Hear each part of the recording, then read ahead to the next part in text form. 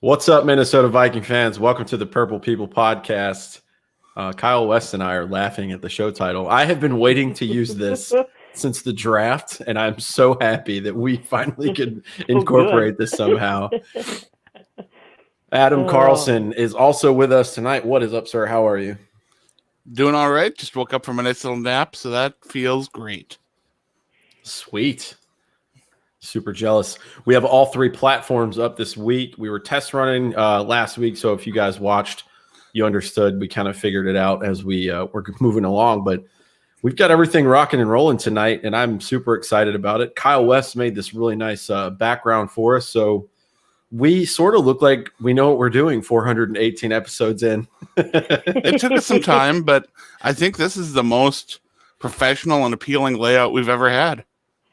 I really like it. I like what we're doing here. We all three contribute in our own special ways, and I'm really excited to be a part of this show, especially this show because it's episode 418 called Tiny Dantzler, and I am so pumped that we got to name a show after him. And I was going through yesterday and thinking, how can I make a Mike Glennon pun? You know what? Cameron Dantzler had himself a nice day. I'm going to go ahead and name the show after him. Yeah, what a game yesterday. Holy crap. The Vikings somehow squeaked out an overtime win against the 1-10 Jaguars. And we talked about it last week. We said don't sleep on the 1-10 team. It had the potential to be a trap game, and boy, oh boy, it almost was. But they pulled it out. It's not like the Jaguars are bad. They hung in there with some really good teams this season. They just ended up on the short side of the stick and couldn't finish. Yeah, I think too. I think they would have had just as good of a chance if Gardner Minshew was playing. I think he played starting out the year. They did the same thing in Lambeau earlier this year. They almost finished this year, so they are getting better. For sure. I think they have a good core of wide receivers. I think that defense is still somewhat manageable. You know, they were talking about it yesterday on the broadcast. That Jaguars defense is no joke. They were pounding on Kirk Cousins all day long. When I was looking at the statistics for this game and saw that Kirk Cousins got hit 14 times, that's just disgusting. Did an okay job at stopping Dalvin Cook, too. Yeah. Yeah, the Vikings won yesterday in overtime. Was it 27-24? Yes. And, yeah, that was an up-and-down game. I tried my best. I think I contained it for the most part in the Discord chat. My negativity, because I always am the reigning negative Nancy in the chat. It's like, you know what? It's not too early to hit the panic button, but we're not going to go there yet.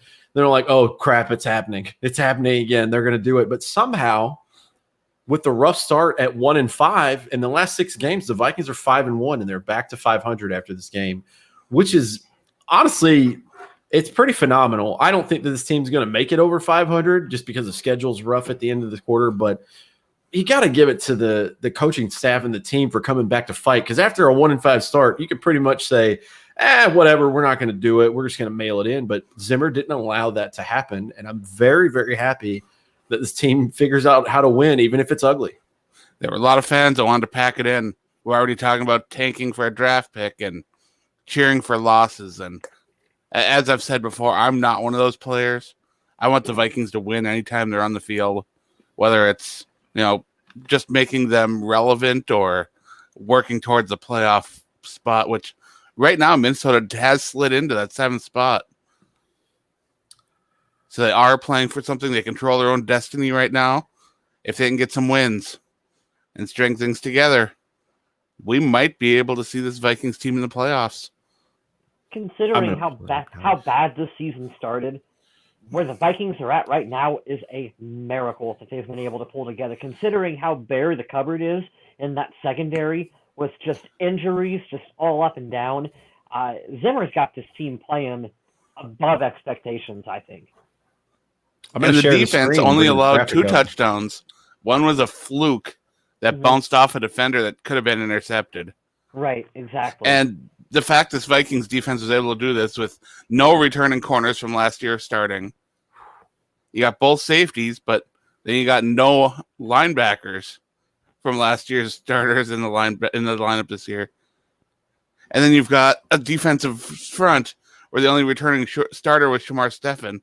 And And you got a recipe for a team that was just going to struggle defensively, and they were able to hold a pretty dynamic Jacksonville Jaguars offense because James Robinson is no joke. They've got receivers that can catch the ball and work with it. Mike Glennon did his best to do things, but did, Glennon things at times.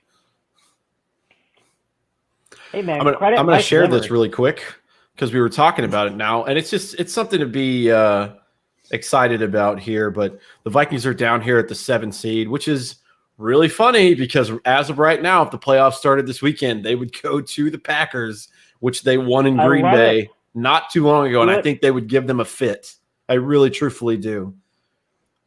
How long this stays the same, I'm not sure. Down here, we've got the Cardinals and the Niners. These are the only 2 other teams that are really going to have contention to swap out with the Vikings. I don't see the Bears doing it. The Lions, I don't think so either. But there's your playoff picture as of right now with that win yesterday in Arizona losing to the LA Rams. Mm-hmm. He said, I'm so glad we didn't lose to Mike Glennon. Hey, like we were talking about before we got all this started, hats off to Jacksonville, man. They really don't have anything to play for. They're already out of playoff contention. So the fact that they showed up and they give teams fits, I mean, kudos to them. Yeah, they got eliminated from playoff contention, I believe, last week. Mm-hmm. And a win there would have upset the Jacksonville fan base just as much as a Vikings loss would have upset the Vikings. So I think every fan base can be at least somewhat okay with this, the outcome of this game. Nobody is going to out-tank the Jets right now. That's just not going to happen. I can't help it. I don't feel bad for Greg Williams. I would be okay if Greg Williams never got another job in the NFL. I've never forgiven him after Bountygate. I'm still a bitter Vikings fan, so I'm sorry about that. I am too. I don't care. I don't think he deserves an opportunity to coach in this league. Yeah, it's brutal. Fire Breather brings up a good point too, man. This is just a weird year. I'm still in favor of records getting into the playoffs versus division winners. But yesterday, the New York Giants, don't call it a comeback, but Colt McCoy and Alfred Morris went into Seattle and beat the Seahawks. I would love to see the one random person who had money to throw away that bet on that game because I think they were a 10-point dog. There's got to be someone somewhere who's like, I'm going to put $1,000 down on this game. Giants are going to do it, baby. Upset. What's up, Jonathan? Thanks for joining us, man. I personally don't know if I've ever seen your name pop up in the chat before, but I'm glad that you are here. This year is a heart attack season, but I will die Viking fan. Hey, all 3 of us here and the rest of people in the chat too, man. Ride or die, man. I just got my notification on the phone that we went live on Twitch, so you can watch us on Twitch. I know most of the people that are watching us right now are on YouTube hanging out, but we are also on Facebook Live. So if you're on Facebook Live and you're not a YouTube person or a Twitch person, we're there now. And we got a fancy background. You cannot avoid the Purple People podcast. No, you can't. We are there. While other places and things are shutting down or slowing down, we're not going anywhere. Matter of fact, look at this. Boom. I'm trying to find this awesome photo that I had yesterday because right now we're going to transition to game balls and donkeys here. Obviously, I named the show after him. Cameron Dantzler is getting my game ball. Got his interception that he absolutely stole away from a wide receiver yesterday. Forced fumble, 7 targets with only 1 reception allowed. This is the kind of corner that Mike Zimmer loves. And I love the fact that he's a little taller because I feel like Minnesota keeps getting these really short but scrappy guys. I need a guy with length out there. That's kind of my favorite corner. But Cameron Dantzler, have yourself a day, dude. Keep getting better. I love it. I still have that voice in the back of my head that's telling me how Trey Waynes was always given such a bad designation throughout the fandom. And yet he's having a very similar career projection to what Cameron Dantzler is doing. Dantzler's a solid tackler. Dantzler had that nice interception. Mm-hmm. And I remember when Trey Waynes was struggling through a game and he had a nice redemption interception against Aaron Rodgers to help the Vikings win a game. So, yeah, I mean, the comparisons are there, and I've seen some other comparisons now. I believe Mr. West was the one that shared an article in our group chat comparing him to Antoine Winfield Sr. Mm-hmm. And I just can't get over the comparisons to Trey Waynes. And considering that Trey Waynes made the bank that he did when he signed with the Bengals, that kind of proves the value that the Vikings found in this draft. And these 2020 NFL draft class for the Minnesota Vikings, the way they've been playing so early in their careers, I've got to be really excited about what the GM and the scouts have been doing, because they hit some home runs. Or at least it looks that way right now. Absolutely. Shea Rizzo has a good point. If the Vikings beat Tampa, they would move to the 6th seed. Well, they have an opportunity too, and I thought about this today.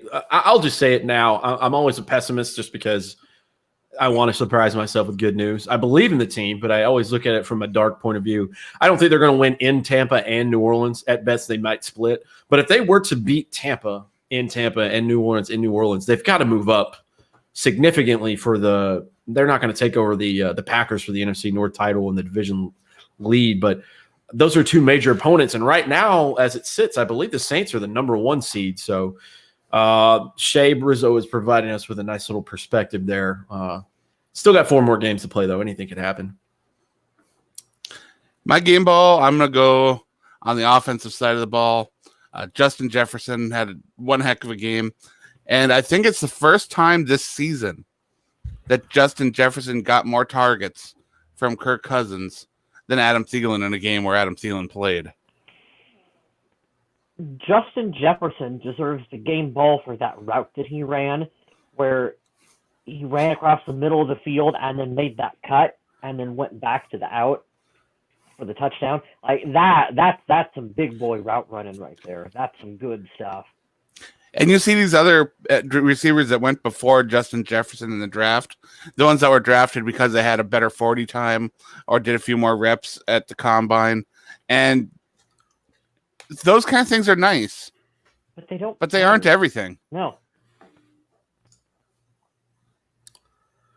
Yeah, I'm reading through these comments too. Firebreather says the donkey goes to Dan Bailey. Yeah, we're going to talk about Dan Bailey here shortly. I want to hear who Kyle West's game ball goes to as well. But Adam, you're the offensive line guy, so correct me if I'm wrong on this statement. But I think Garrett Bradbury continues to be a good center for the Minnesota Vikings. What do you think? Am I inaccurate on that one? He seemed like he had a pretty average game this week. Yeah. Which is okay, considering the quality of play the Vikings have had at a lot of spots. Right. But earlier this season, like in the past few weeks before this game against Jacksonville, Bradbury was having some very, very good games. Yeah. So, yeah, he has been quite good. And Ezra Cleveland this week had an excellent game as well.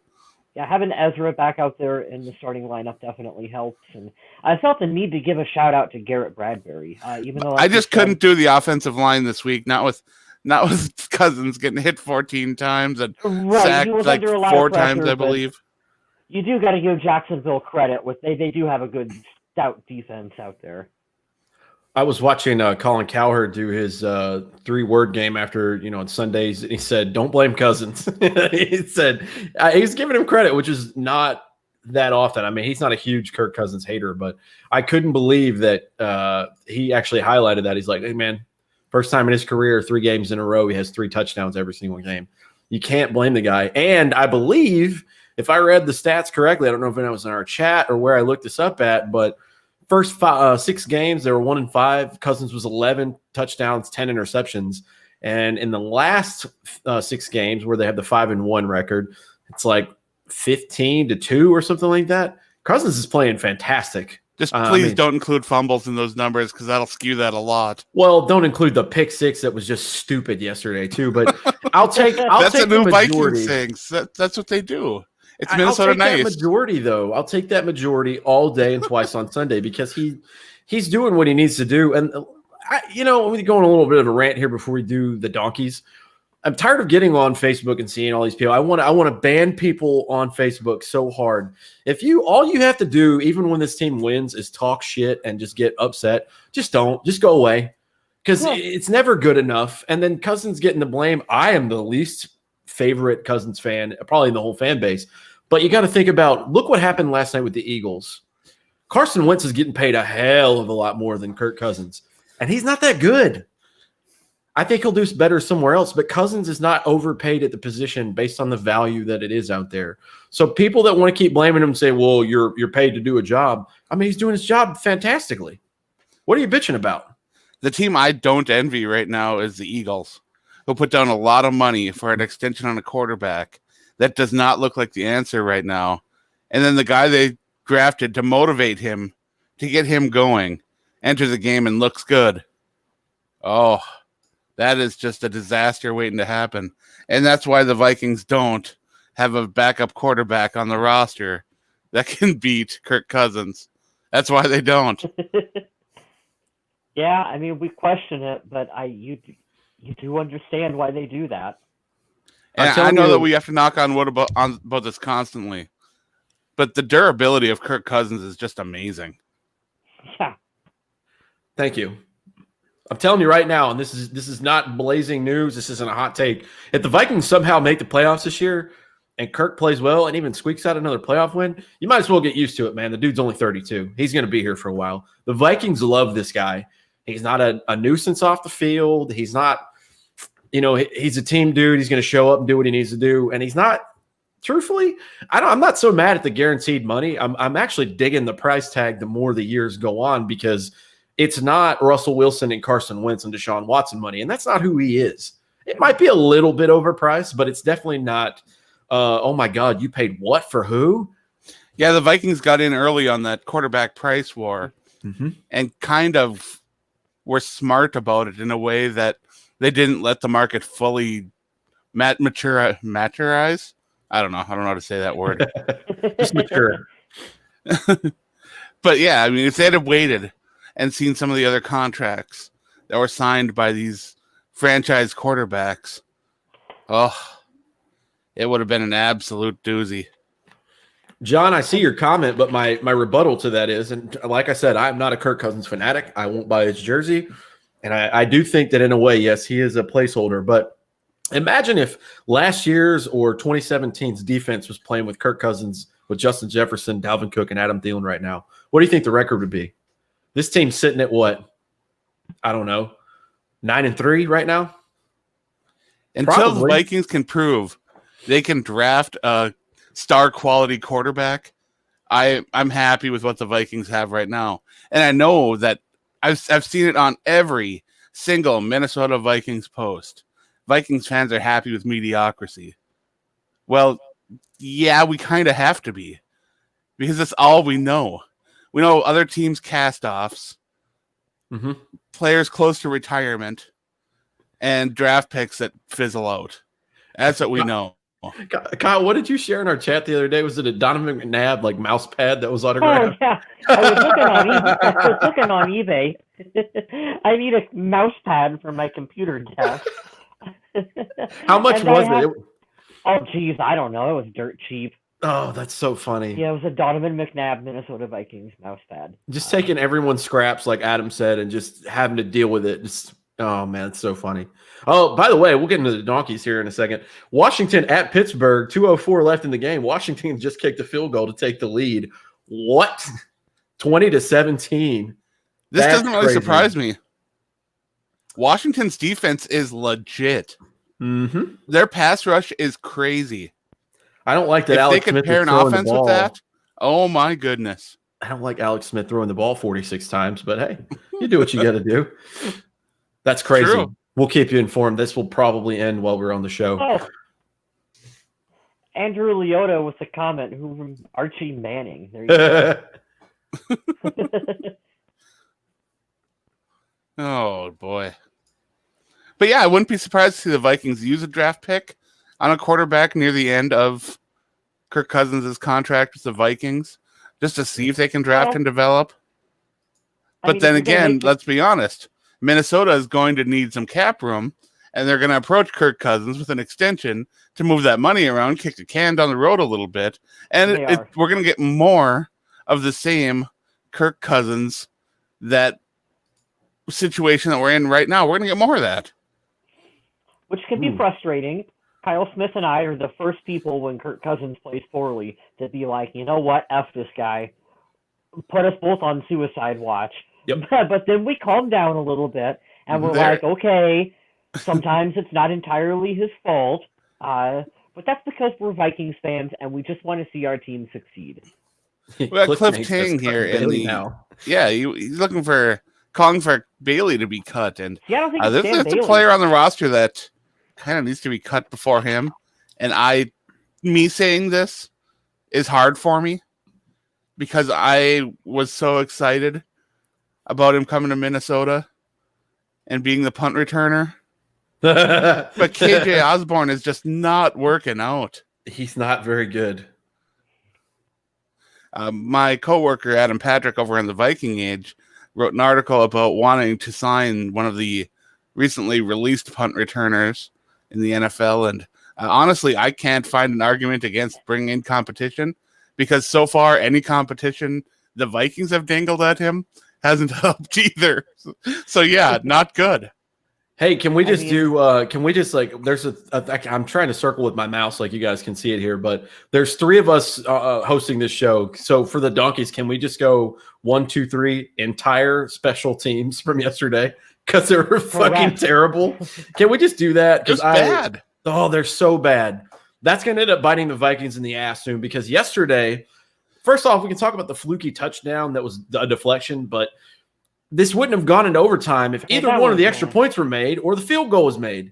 So I'm not going to say it would have been a lot harder, too, if the special teams unit could have gotten to that punt from Colquitt instead of letting it bounce into the end zone.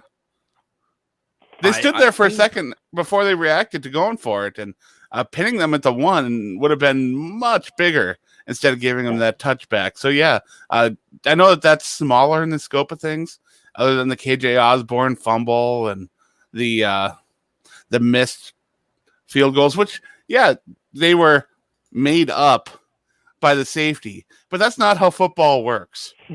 No, you can't count on that. You can't cancel out 2 missed field goals as a safety. You still left those 2 points on the field. Oh, my goodness. It's interesting that special teams, you start mucking with it in the middle of a season where we're replacing long snappers with other long snappers. And it's those three, it's that whole unit has to work together. And I just don't like the changes mid-season. I know why they had to make them, but I don't know. It's difficult. Wow. Ben Roethlisberger throws an interception, 2-minute warning. Washington's got the ball up 20-17. This is going to happen. I'm so excited. That's what I said in the chat. The Steelers are the least interesting 11-0 football team ever. Anyone care? Anyone care about the Steelers? No. I figured they'd lose this year, and I didn't know when. They've got some tough games coming up. I wouldn't have bet on this being the one. But yeah, if Pittsburgh can't score points, they lost their star pass rusher. I mean, past that, they're going to be a one-dimensional team from here on out, and the Chiefs could eat them absolutely alive if they meet in the playoffs, I think, right now. So, ugh. What a great reference here, Cliff. That's amazing. That's awesome. Yeah, so Donkey special teams all the way around. You guys, that's the Achilles heel of this team right now. I don't care. Does anyone think the coordinator is going to be back next year? There's a new special teams. There's no way, right? There's no way. I don't see how. Bailey is still very efficient. I like the punter. The kick returner is awful. I don't know. Colquitt had himself a really good game. Yeah. So I do want to exclude long him. Snapper mid-season, which you can kind of do that whatever. So Dan he also played fairly well on special teams. But yeah, there were some individuals that were good, but as a whole, the unit was just abysmal. If you ask me, doomsday scenario here is Dan Bailey retires in the off season, and holy shit, Rick Rick Spielman has to draft himself another kicker. Don't do it. Well, the Vikings were holding on to Chase McLaughlin, who, oddly enough, was the Jaguars kicker during this game. And guess what? He missed an extra point, too. Yeah. John Young, don't ever apologize for ranting on this show. Earlier, you said that you can rant here. This is your therapy session, sir. Yeah. Yep. We might disagree or we might have different opinions on the take, but you are welcome to rant here whenever you want. Fire Breather is active in the chat again. We were 13 weeks in, and I still missed Danielle Hunter. Bro, you've never lied. Danielle Hunter, Michael Pierce, Anthony Barr. Eric Kendricks had a weird calf strain before the game was out. I mean, the Vikings tried to lose this game yesterday, and it's like 2 weeks in a row where you don't think that they should have won, or it was just a weird whatever, but they found a way. There hasn't been a normal Vikings game this year, not one of them. No. Not one, and it's weird, man. It's just really weird. Yeah, that does open up the question. Do the Vikings play to their opponent, to their level, or is there an issue where Minnesota can only rally if they're behind? Or what is with this team? What is the situation? Because I need to know what this Vikings team is so I can be a little bit more confident about watching them every week. What I think, Adam, they're relying on so many rookies that, of course, college experience, but this is in the NFL, this is the first time for a lot of them that they've been in a lot of these situations. They're figuring it out as they go. They're figuring it out on the fly. I think that's why this team is fairly unpredictable right now. It's just how much youth there is out there for Minnesota. John Young brings up a really good point. Really hoping that we're the type of team that plays their opponent. I mean, look what happened in Seattle, man. If the Vikings go in and lose to Tampa like they lost to Seattle, I won't be as pissed off because this is the almighty super team of the NFC that was built in the offseason. I just don't want to see like an Eagles NFC Championship 38-7 blowout. I want them to come prepared. But I think that they have a legitimate shot against Tampa Bay. I don't beat Tampa. Tampa isn't a massive juggernaut like everyone thought they were going to be this year. Not at all. I think it's more worrisome that the Saints are so damn good. They're just so good every year. And I'm sure Drew Brees will be back by Christmas, maybe. But they're winning. I mean, they're kicking ass with a tight end playing quarterback right now. So I'd be more worried about that. But that's a good point, man. Yeah, that's a good point. Before we get into the game details, I do want to talk about the Yahoo Survival League because we're playing through this. We just got done with week 13, and there were some scary moments. The Vikings, Raiders, and Seahawks were the top three picked teams, and all of those games went right down to the wire. Thankfully, most of us got away with our picks with the Raiders. That was a close one, but there were a few people that picked the Seattle Seahawks, and rightfully so. I mean, it's absolutely a good decision at that point to look at a team with losing their starting quarterback and a just terrible NFC East. And then they come in and beat the Seahawks, and that Seahawks gave two people strikes. And, of course, there was always that one individual who fails to make their picks. So, with that, we have, we have Coys, who was eliminated this week, and a strike for BR22NT, who gets his second strike of the season. I believe Schatz will get his third strike and be eliminated as well. And that will leave 10 teams left in the running. I'm still in. I've got 2 strikes, so I'm still alive. You still have to beat me. But there are still 2 people that have not received a strike at all yet, which is going to be fun. That'll enter the playoffs. And if you remember right, the tiebreaker when we go is the Super Bowl. Total number of points scored. The closest to that number will be our winner. And I believe that if Craig and Logan can both stay alive and get to the end, that might be what we end up deciding this contest on. That would be fun. I actually kind of hope it comes down to the wire like that. We've had it happen before going down to the Super Bowl, and I like that. I know the picks are going to keep getting harder, We've still got 4 weeks to go of regular picks, and those week 16, 17 picks can be really strange, considering that there might be some teams that are playing a lot harder than others at that point. And then we got the playoffs to roll through. So, yeah, there's still a long way to go, and there are some strikes to be handed out. But right now, this is still a very competitive league, and I'm wishing everyone good luck. Going to go down some stats here for the day, just because that's what we do here on this show. Like we said before, man, this was a kind of a sloppy game starting out, but somebody up here in the chat said they give the game ball away to the coaches for adjusting, so I wouldn't be mad at that pick at all. Cousins was 28 of 43, 305 yards, 3 touchdowns, 1 pick. QBR was terrible, 25.7, rating of 99.5, 4 sacks, 30 yards loss. He was getting beat up yesterday, but he still managed to come through. Dig him out of a almost double-digit deficit there. And what a weird first half. What did they 9 points and a missed extra point, and they had a safety at some point. What a weird game.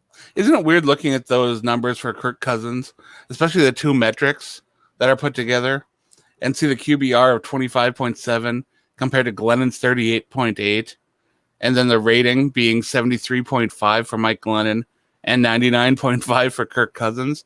Like, Cousins is significantly lower than Glennon on QBR and significantly higher on the quarterback rating. It just goes to prove that so many of these metrics, no matter where you're getting on Pro Football Focus or Pro Football Reference or the quarterback rating or the QBR, none of these metrics are perfect. And when you weigh them against each other, it's just odd to see discrepancies like that. I always like when they make just really weird comparisons on the telecast on TV, when they pull up some stat. Kirk Cousins is the first quarterback since 2013 to do blah, blah, blah, blah, blah. And I always want to be like, why did you decide upon 2013? Oh, probably because that is what makes it an interesting stat. Well, that if they go back another year, then it totally skews the narrative they're trying to spill. Yeah, right. It's so stupid. It's all bullshit. It's all He was very serviceable yesterday. He didn't lose the game for you. He actually helped out a lot. Made some good throws. I love and this is such a cliche thing to say, but I love that this team runs the ball and sets up the pass, because I don't think the Vikings are necessarily going for 8 and 10 yards over the middle, little slants. Now they're looking for 30 and 40-yard chunk plays. Jefferson's not going to burn you with his speed, but damn, his route running is so good already. Really speed is nice, but if you can't get separation, there's no point in the speed. So the Washington football team just upset the undefeated Steelers in Pittsburgh, which is weird. Yes. Wow, unbelievable. Washington won. Just imagine the Vikings being an undefeated team. Our fan base wouldn't need the blue pill for a week. You're right. 100% right. That's so funny. Dalvin Cook had 32 carries on the day, 120 on the ground, so he returned somewhat to form. Only averaged 3.8. Couldn't get going. Yeah, every time he'd carry the football, he was stopped pretty early, and this is unlike the Dalvin Cook that we've seen, because he didn't get that big bust away, breakaway run that we're seeing from his longest run on the day was 12 yards. Mm-hmm. It's so bad. I don't know. Madison was out yesterday. Cousins was the second leading rusher, 3 for 12. Amir Abdullah and Jefferson got in on the action too. Nothing special there. Just give the ball to Dalvin Cook. Yeah. I do like this, though. I do like reading this off. Jefferson, Thielen, and Cook, the top 3 receivers. Jefferson was targeted 12 times, 9 receptions, 121 and a touchdown. Adam Thielen, 8 for 11, 75 and a touchdown. Dalvin Cook, 6 of 9 for 59 yards. But the big point here, 1 for 1, 12 yards and a score, is CJ Ham, the receiving threat. Shout out to CJ Ham. It's awkward that outside of those top 3 that you mentioned, Jefferson, Thielen, and Cook, the rest of the team saw 8 targets. Absolutely ridiculous. We got to talk about Justin Jefferson going over 1,000 yards on the season too. No, we don't have to talk about that. Nah, you're right. Let's just whatever. That's why I wore the shirt today, man. Yep, Justin Jefferson went over 1,000 yards. First Viking wide receiver as a rookie to do that since Randy Moss. He's not just up for Offensive Rookie of the Year. This kid is number 2 in the league in receiving yards. And just doing a little comparison last night, he has bigger chunk plays. He averages more of the yards after the catch than the likes of, I don't know, just a random receiver in the league. Buffalo Bills wide receiver Stephon Diggs. Yeah, that was my terrible, not so sarcastic way of trying to take a shot there. I love you, Diggsy. I do. I'll always be a fan, but nobody saw this coming, right? We thought the kid had potential maybe 3-4 years down the road to do what he's doing exactly right now. I mean, all of us were burnt from Laquan Treadwell. That when we were drafting another first-round receiver, we're all like, man, if he gets like 300 yards receiving, shit, we're good with this one. No, what I find most impressive about Justin Jefferson is his ability to run routes. I said it in the Discord chat. Watching him make cuts, man, my knees hurt just looking at that. That kid can stop and turn on a dime. He is a fantastic route runner, and the perspective here is that it's only his rookie season. He's only going to get better as he goes along. I think he's got a fantastic future in front of him in Minnesota. Yeah, I'm not on the train yet to say he's overtaken Adam Thielen for the number 1, but they're a nice combination because they both do so many things so well. And they compare and contrast very well together. I love the kid. I actually too, and a lot of the old heads don't think this way. I love the swagger that this kid has. I love that every time he does a dance, he's going to go in and do a gritty. Yeah, he's got other people on the team doing it. He brings a great attitude and sense and vibe to the team. And he's just fun to watch, man. I love the kid so much. I'm glad that the Eagles passed up on him for Jalen Reagor. It's nice for us to talk about all these players that are either superstars or superstars in the making that come in and have some good plays and are playing well and could be superstars for a while. But I want to talk for a second about some of these guys who even Vikings fans were probably looking at their TV like, who is that guy during this game that we're contributing? I know what you're going to say. All right, go ahead. Jordan Brailford. Are we talking about him one today? of them. Oh, man. I had to look it up again. I was like, oh, yeah, he's that guy that we got from Washington. Yeah, I don't think that he played a professional game until yesterday. Maybe he had thrown in a rotation, but didn't he start yesterday? It was either him or what the heck is his name? The other linebacker that. Todd somebody? Todd Davis, maybe? No, not Todd Davis, because he was actually one of Pro Football Focus's highest-rated linebackers entering the game last week. Although he still is one of those players that people would have probably been like, Troy Dye? Who is that guy? Ryan Connolly. That's who I'm talking about. Oh, okay. I'm scrolling down here. Yep, had no idea he was on the team. Nope, had no idea until just now. So, yeah, the Vikings got some contributions from players that even regular Vikings watchers probably weren't really knowledgeable about. And the fact the Vikings can have a roster where they can pull players like this up and have them contribute, like Eddie Yarborough. He was made active for this game. He came in, and he had 3 tackles with one of them solo on the day. Wasn't that Burt Reynolds' character in The Longest Yard? I don't know. Wow. That's funny. Someone Google that. Burt Reynolds in The Longest Yard? Yeah. What'd you say it was? What's his character name? I'm going to look it up right meow. Just 1 second. Because this is important information for us to have.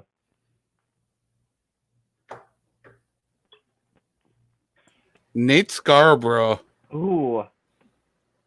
That's close. That's so funny. No, we had talked about it before the season started, Adam. Oh, yes. So many young players, so much new talent on this team. It was a completely different roster from last season. And you're right. There are times I look at players on the sidelines. I'm like, I don't recognize who that is. It's like looking at that Jacksonville Jaguars defense and seeing Smoot over there. Dwayne Smoot. Any relation to Fred? I'm actually not sure. But if I were a Vikings player, I'd probably avoid him anyway. Yeah, I would think so too. Hey, Fred Smoot had that awesome Lambeau leap. Don't tell me that wasn't a good moment. I'm looking through here at the He's definitely memorable. Defensive stats. We have the same stuff as usual. A couple of names in there that you haven't heard because Eric Kendrick was out. Eric Wilson led the day along with Todd Davis. I want to say I do Thomas not Davis. like this team without Eric Kendricks. No, I'll say that. I'm not a fan of it. What exactly happened with Kendricks? He was warming up and he strained his calf, and then they ruled him out like right before the game started. Yep. Yeah, he re-aggravated a calf injury and went on over to the bench. Looking here, Todd Davis and Eric Wilson, 11 total tackles each on the day. Eric Wilson had a pass defended. Harrison Smith with a great day. 6 total tackles, 4 by himself, half a sack, half a tackle for loss, pass defended, and a quarterback hit. That guy's really good at football. I think he's going to make it. With Eric Kendricks out on defense, Harrison Smith was just like, I'll put the defense on my back. I'm going to do it. I'm going to carry it. I'll play linebacker. I've always wanted to. The Vikings in total had 5 passes defended, 7 quarterback hits, 2 sacks, 3 tackles for loss. So a lot of people stepping up yesterday. Jordan Brailford was actually on my radar to look out and hand some stuff to.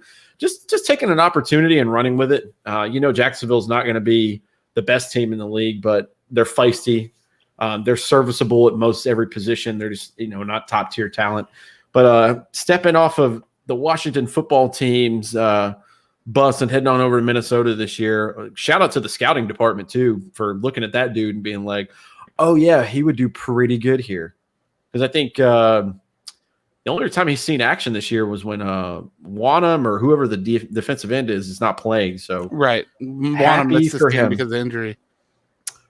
And Wanham's been having one heck of a season too as a rookie. So just another example of this rookie draft class just being amazing. I'm looking at this now. And Harrison Smith got to play the whole game.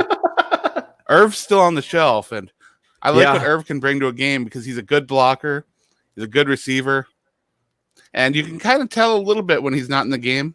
Yeah. But it's not like Kirk Cousins doesn't have other options. The other tight end stepped up a little bit. What's his name? Conklin? Yeah, Conklin, I believe he caught a pass. Yeah.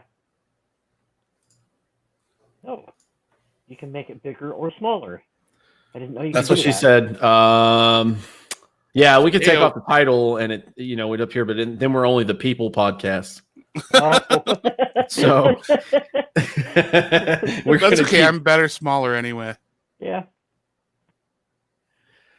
Oh man! All right, we're gonna get back to these. Stats and round out this game, and we can preview a little bit this Tampa game.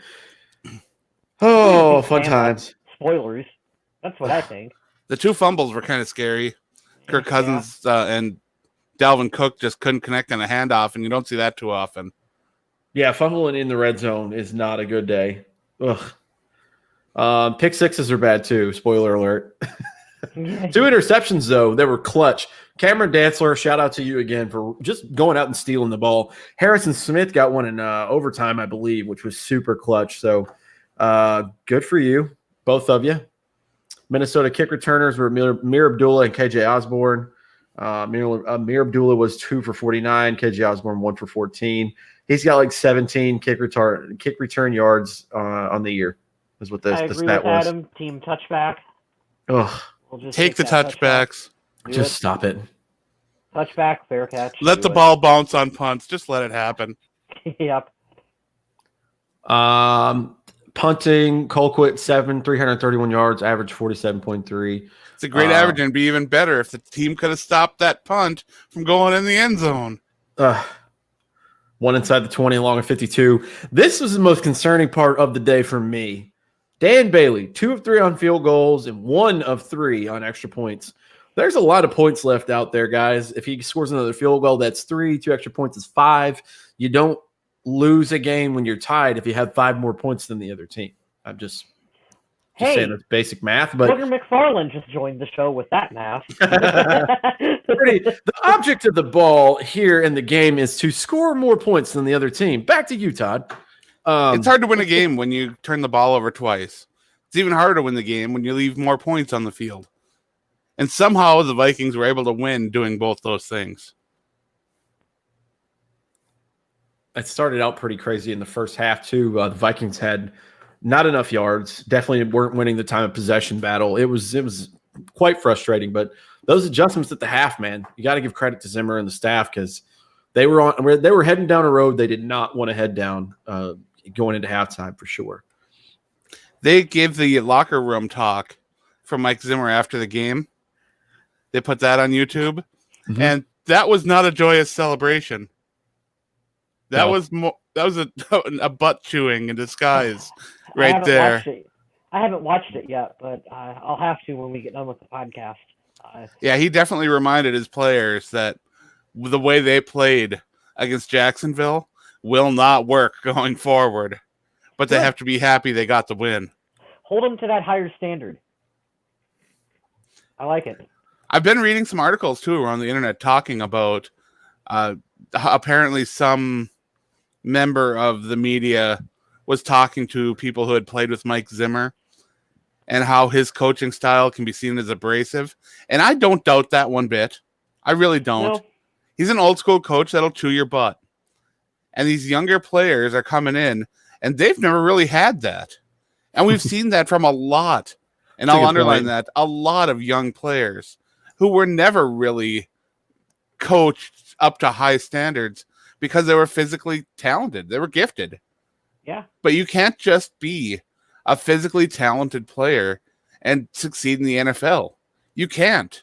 You have to do more. You have to. You want to put Andrew's comment back up on the screen here real quick, Smith? See, I think that if Dan Bailey retires, I don't think they go for a rookie kicker. They're going to go for another veteran. Yeah. I think another veteran. 1 year deal. It sounds ideal if he does leave to get it and try to figure it out. Or maybe they do good enough and do well enough. They stay for a couple of years like Kai Forbath. Who knows? I don't know. Yeah, I don't know. Maybe it's Kai Forbath again. Yeah. Blair's still out there. Same with kicker punter guy. Remember him? Oh, Corey Vedvik. There you go. Yeah. I was about to say, if we had a terrible punting situation, we could call it Marquette King. He does great work. He was in the XFL. He used to play for the Raiders. Love that guy, man. Oof. Blair Walsh, the veteran. I don't like that. I don't like reading that at all. I don't know why it's still up on the screen. I hate that so much, Cliff. How dare you? There's so much hate for Blair Walsh. And yes, he missed kicks towards the end of his career, but he's also in the Vikings record books in several places for consistently making kicks, making long kicks of 50 plus. He's had so much good in the organization that I know it gets overshadowed by the bad at the end, and he's become a punchline on social media. But yeah, I don't know what happened to Blair. He was a solid player for most of his time in Minnesota.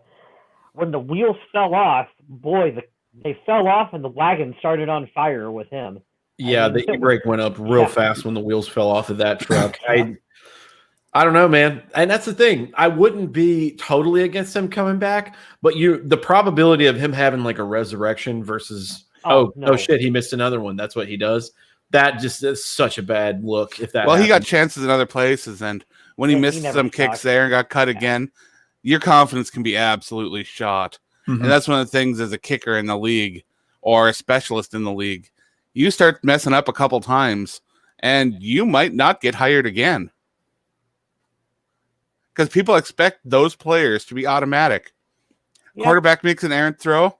Oh, no big deal. He'll throw it 40 more times that game. Long snapper has the ball slip off his hand and bounces off the ground before it reaches the holder. He could get cut the next week. Yep. So I just wanted to read out some stats coming up because we're transitioning from the Jaguar game, talking about the Vikings traveling to Tampa Bay. They have a loaded team there. They're very good on both sides of the ball. The record was not showing that. They are 7-5. They only have one more win and one less loss than the Vikings, which is really weird. Right now, the matchup predictor says that they have a 76.9% chance of winning, that being the Buccaneers, and they are currently 6.5-point favorite. So, interesting thing here, though. Kirk Cousins' stats and Tom Brady's stats are merely the same. Very weird. Cousins has 3,073 yards, 26 touchdowns, 12 interceptions. Brady has 3,300, 28 TDs, 11 picks. So, yeah. Tom Brady. Get to see the Vikings play Tom Brady again. They have Tampa Bay gets an extra week to prepare because they had their bye week this week. So they're going to have extra time to prepare for Minnesota. And Tom Brady is one of those players that spends a lot of time watching tape and dissecting. And he's such a veteran that looking at some of the tape on these young corners and being able to pick apart some of their tendencies, it might not be good. So we're going to need our young secondary to step up again and make plays for us. That's what this game is going to come down to. That is what it's going to happen. Yeah. And it's not like they don't have a strong running game either. Their combination of running backs are no joke. Ronald Jones is a freaking stud, and then they have Leonard Fournette backing him up, that's just unfair. This is Madden mode. I mean, this is crazy. Their receivers are both 1,000-yard receivers from last year, and then they got a future Hall of Famer at tight end. Mm-hmm. Just disgusting. I think WWE 24/7 champion Rob Gronkowski. Forget the Hall of Fame. That's the real credentials. Yeah, forget that. Well, I was talking about the WWE Hall of Fame. Yeah, yes, that too. I think if the Vikings play like they did against Seattle and run that sort of defensive scheme there, and just try to contain everything, I like that more. I don't want to see them getting beat over the top. They have too many weapons that can do that. So it'd be interesting to see how the Vikings try to attack them defensively. The Vikings offensively, just keep Cousins protected, man. Keep him protected and let Dalvin Cook move around a little bit. I think you'll be all right. Yeah. I think this offense was at one point recently in the last 2 weeks, they were rated number 2 overall in the NFL behind the Chiefs. So it's not the offense that I'm so worried about. Just can the defense not mess it up? And can special teams maybe pull their head out of their ass this week? Because this is kind of an important game. You know what I mean? Yeah. How are the Buccaneers when it comes to getting pressure on quarterbacks? Are they towards the top of the league in sacks and quarterback hits, or are they a team that's a little bit more casual when it comes to rushing the passer? Because if Kirk Cousins can get some time to deliver passes accurately, he could have a really good day against a team that isn't really known for having a wonderful defense in their secondary, although they did have a pretty good draft. Well, Justin Jefferson is always going to give us that opportunity, that big play opportunity to go out there. So he'll help. Do you think some Vikings fans are still mad that it was those Vikings picks in the first round and none of them were Antoine Winfield Jr.? Someone somewhere is. I mean, that's inevitable, but I think Jefferson at this point has erased most of that. I think you'd be hard-pressed to even find people who were like, I wish Stephon Diggs was still on this team. And Diggs is a hell of a player who's super productive right now. But you look at Jefferson and you're like, okay, well, I'm fine. I'm fine with that. This is from sportsnaut.com in AUT.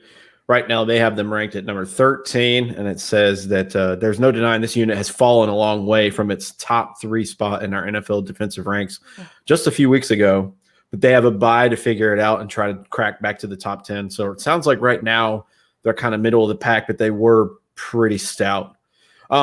The only reason I like this game, and I like that what happened, I hate that they had a bye week to prepare. I hate that people got healthy and Tom Brady has a week to prepare. But I do like that there's drama down there between Bruce Arians and Tom Brady. I absolutely love that. Bring that cancer on and just let it fester and let them have all kinds of time to bicker and fuss with each other. Want to see the Vikings put up 40 points in this game. That would be amazing. Sure. Tampa Bay is 6th in sacks per game at 2.8. Oof. CNN, this has nothing to do with football, but CNN, I hate when they do this shit. They posted a thing about Bob Dylan, and I thought Bob Dylan just died because it was like a breaking news update. No, he just sold the rights to his song catalog. Like, okay. I didn't need a notification for that on my phone, but thank you. I mean, a lot of people in Minnesota love Bob Dylan. I like Maybe Bob a lot of Dylan. people around the world, too. I'm glad that he's still alive. I got to admit, this is a story completely non-related to the Minnesota Vikings, but related to Minnesota in just a little bit. But I'm going to tell it anyway. So you know how Minnesota has their artists that they really love? Yeah. You know, the local ones like that made it kind of big locally, but the state still celebrates a lot more, like Trampled by Turtles. Outside of the Minnesota area, people don't know Trampled by Turtles as much. Now, I thought that Bob Seger was a worldwide phenomenon until I went to a meeting or went to a party situation, and I learned that most people my age in the 35 to 40 age area had no clue who Bob Seger is. Really? So maybe it's a regional thing. And growing up, now I question all that because growing up in Minnesota too, with Minnesota and Michigan, I know the artists from that area. So I don't know if now I'm not sure if Bob Seger is like a well-known worldwide artist. Well, like I thought he was. Metallica covered Bob Seger, so. Yeah, they did. Oh, yeah. One of my favorite covers ever. But yes, I think so. I think just maybe there's a disconnect between generation, maybe not fame and fandom, because he is what is considered now classic rock, right? Which is rough to say. You got like Creedence Clearwater Revival, like, oh, classic rock, and like it wasn't that long ago, guys. But that does get into too, like a lot of the former Vikings that were very good players, and now a lot of the newer Vikings fans have no clue who they are. What is going on in the chat? That's funny. I had this comment up earlier when I talked about it, though. Didn't Jefferson not play the first 3 games? I don't think that he didn't play. He had chances to play in them, but he wasn't featured. You have your X and your Z. You got your 1 and 2 going out. He wasn't considered to be in a part of that. They were super trying to push Olabisi Johnson in that role and let him kind of take the third wide receiver spot, which quickly he grew out of. But kind of.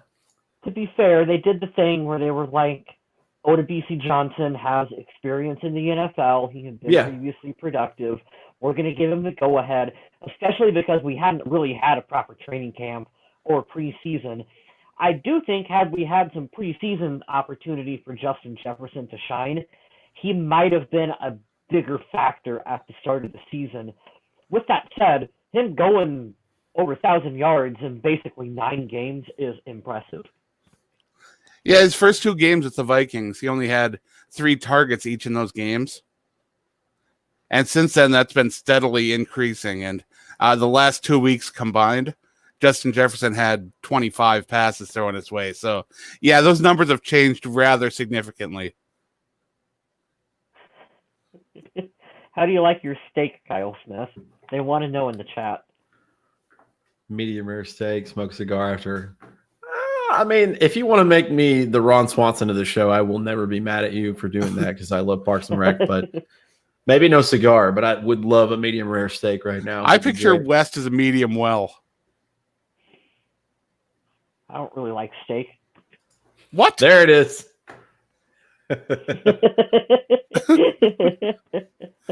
No soup gravy. I never had soup gravy. It's awesome. One day you will have the Pizza Ranch. I will. Absolutely. We'll make that happen. Hopefully in 2021. But that's it. I think that's it for the preview coming up, guys. The Vikings win, beat the Jags in overtime. Now they're on to Tampa to try to take on the mighty Buccaneers, or sort of kind of mighty, question mark.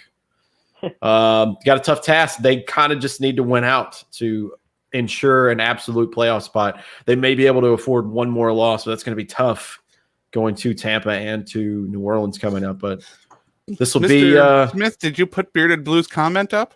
I did not. I don't know who that is. There you go. I don't know who that is. You have to reveal yourself, Bearded Blue. But somebody I know, obviously. One of my friends jumping in there with these hilarious... Or somebody that wants to know you. I mean, it's not Bearded Blue is not wrong. He is the face that runs the place, right, Adam? That is true. He's the eye candy of the group. Mm-hmm. All right, let's go ahead and promote some stuff here. We need like a big window with Kyle Smith and Adam and I just like... Oh, he can do that. He just won't. There we go. There you go. This is what you guys want to see? Get the hell out of here. This is what... That's what... Oh, God. Yeah, we're going to keep that up the rest of the show. I hate that. Not a big fan of that try cut there. This. I like this the best. Yeah. Well, let's promote some stuff, man. Kyle West, you can go up first. If you guys want to check his stuff out, follow that link below. Yeah, you should check out some of my photography work. It is available using the link down below on the screen because we are fancy now. I have Purple People podcast merchandise. What else? Anything else you want? I got stuff. Just go check it out and see. You might like it. You might not. That's okay, but do it anyway. Share it on your social. Share it on your social media. While you're what a at sales it, pitch. Yeah.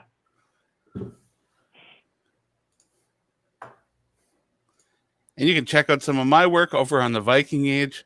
I've got my best and worst from the game posted already, so you can go check that out. The things that I thought were really good, some of the things that I thought were not very good. To me, that's the article I have the most fun writing each week for the Viking Age. And even though it doesn't get a lot of eyes on it, it's one that I think should get more eyes. So if you want to check it out, let me know what you think. You can get that over on the Viking Age, which has its own app. So go and check that out. Also, Undead Walking has an app, and there's a lot of cool stuff going on with The Walking Dead as well. Of course, the Walking Dead Universe channel on Twitch is still running every week with a regular schedule, so you can go check that out.